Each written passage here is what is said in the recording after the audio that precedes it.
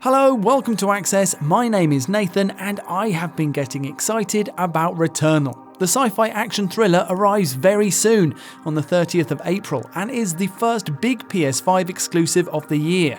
But it's also a slightly mysterious prospect, an innovative mix of genres pulled together by an enigmatic, character-driven story of alien worlds and multiple lives. So let's get things as straight as we can with a look at 11 things you need to know about Returnal. Number 1, Returnal comes from HouseMark. HouseMark is the Finnish studio behind Moorish twin-stick shooters like Super Stardust HD, Nex Machina, and, still one of my favourite PS4 games, Resogun. In fact, the studio's been making explosive, tightly designed arcade shooters for 25 years, which is important here because that expertise, gameplay systems based on a combination of reactions, power-ups, enemy types and environments, plays a big part in Returnal too, even though Number 2, Returnal is a much more ambitious game altogether. Gone are the 2 and 2.5D environments of HouseMark's earlier hits, replaced by third-person exploration and combat, and a fully realised story focused on our hero, the deep space scout Celine. Is anyone listening? It's Celine! I mean, the humans in Resogun were tiny green stickmen, so we've come a long way. And what about that story? Well, number 3, specifically, it sees Celine disregarding orders and responding to a signal of unknown origin, dubbed White Shadow, that's being broadcast from an unmapped planet, Atropos. After a crash landing, Celine finds herself in a world filled with the ruins of an alien civilization, statues, technology, even corpses, and deadly crowds of hostile creatures. It's a grim situation, which is really underlined when Celine almost immediately dies, which would make for a very short game indeed, but for the fact that Number 4, she then wakes back up again in the cockpit of her ship moments before her crash.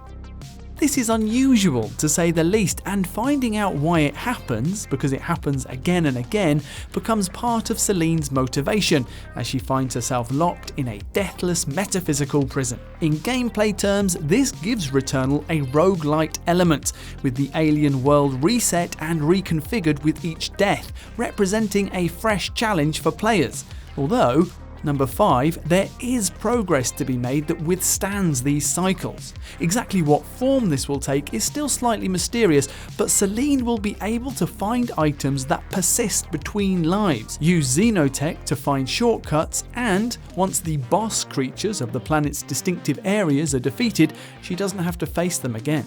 Number 6, it's worth stressing that yes, the planet is divided into distinctive areas or biomes, and that they each have their own enemy types, environments, and evocative names: overgrown ruins, derelict citadel, crimson wastes. In a way, this is a legacy of the classic arcade design of something like Resogun, stages to be cleared on the path to completion, but it also highlights the brilliant details that feed into Returnal's truly alien feel, with everything from distant wildlife calls to plant life creating a thick, unique atmosphere in each biome. Treasure the grass, people. It's basically the only thing on Atropos that won't try to kill you. Speaking of killing, number 7, we should talk about the combat. As I mentioned, it's a translation of classic arcade shooters into a 3D third-person framework.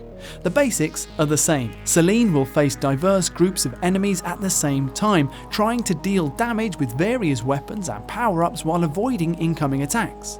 Some enemies even launch bullet hell-style cascades of fire, though in other respects, the new perspective makes things very different. There's a verticality to movement now, with Celine's dash ability, an arcade staple, complemented with a hookshot grapple, unlocked early in the game. And because we're now in the thick of the action, rather than watching from above, attacks can come from any direction, which places an extra emphasis on 360-degree player awareness. PS5's 3D audio, if you have a compatible headset, will help here too. What will also help, this is number 8, are the various abilities and upgrades that add layers to this core combat loop. Celine finds new weapons on Atropos, along with mods that enable alternate firing modes. There are also artifacts that bestow certain buffs for the duration of a run, like damage bonuses or slow-mo while in alt fire mode.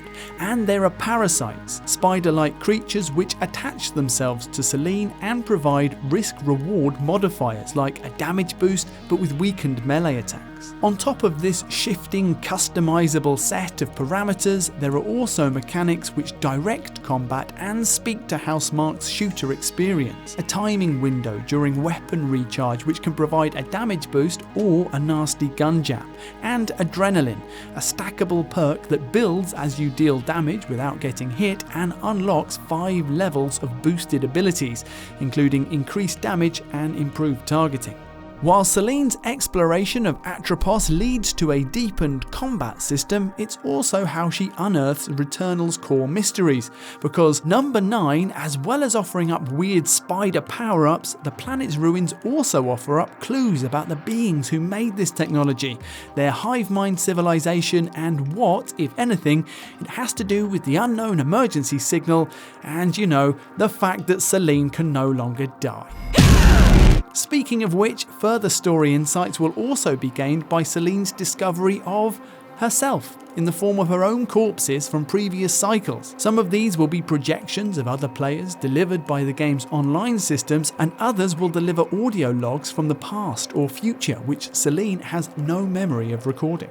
And that sense of foreboding and dread leads us nicely onto number 10, which is the house. At certain points in Celine's adventure, the game slips into first-person perspective as Celine encounters a house with which she appears to be familiar. That can't be here. Here, according to HouseMark, Celine will have to confront strange and familiar events, which, from the looks of things, means delving into her own backstory for answers to some of the mysteries she finds on Atropos. And finally, number 11, speaking of Atropos, here's something to ponder more than a hard fact. HouseMark has made a point of mentioning that Celine is Greek-American, which is unusually specific. Celine is the name of the Greek moon goddess, which makes a cool kind of sense as she's known for riding her chariot across the heavens, just like our deep space scout. Atropos, meanwhile, is the name of one of the 3 fates of Greek myth, beings present at the birth and death of every mortal. One of them would spin the thread of life, another would measure out the length, while Atropos would end mortal lives by cutting it. What this has to do with Returnal's labyrinth-like loop of life and death, I have no idea, but I can't wait to find out. And I will, on the 30th of April when the game arrives. We'll have more Returnal before then if we possibly can. In the meantime, like this video if you enjoyed it, subscribe to PlayStation Access because of course you should, and we'll see you again soon.